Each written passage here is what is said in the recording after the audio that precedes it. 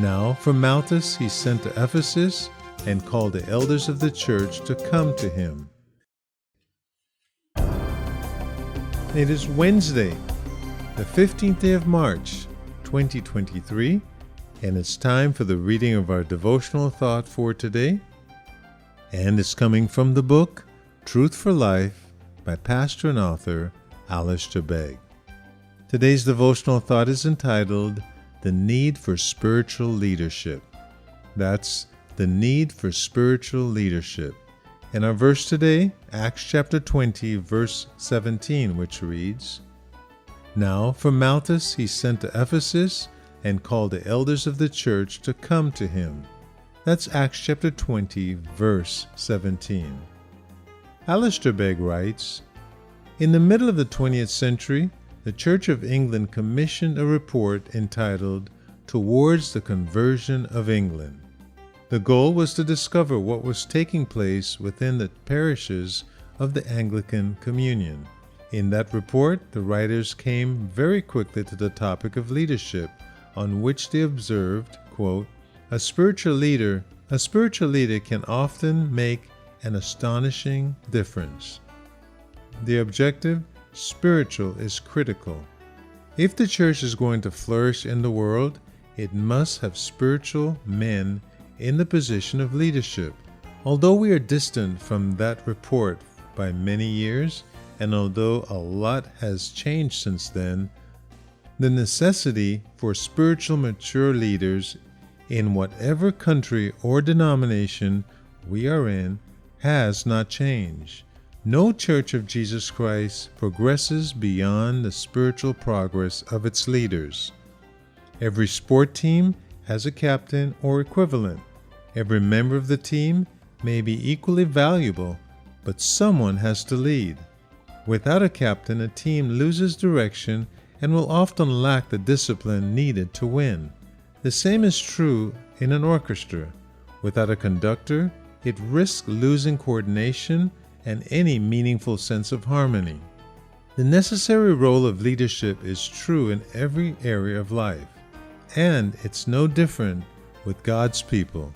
Jesus was the leader of a group of 12 disciples. When he ascended to heaven, Peter and James appeared to have become the leaders of the apostles and the church in Jerusalem. The apostles then established leadership in the local churches.